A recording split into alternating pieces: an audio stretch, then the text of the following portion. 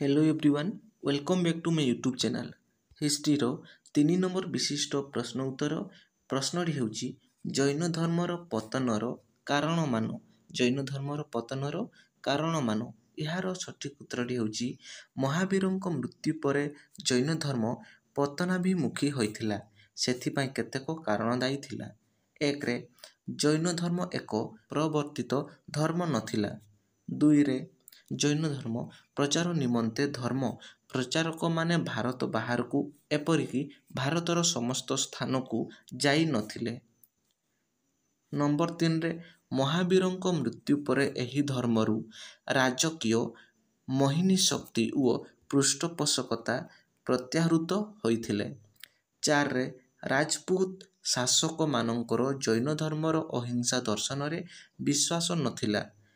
5 रे जैन धर्मर जीवतत्व अजीवतत्व पुद्गलिंक कर्म सादबाद आदि नीतिगुड़िक जनसाधारण को दुर्बोध मने होइथिला।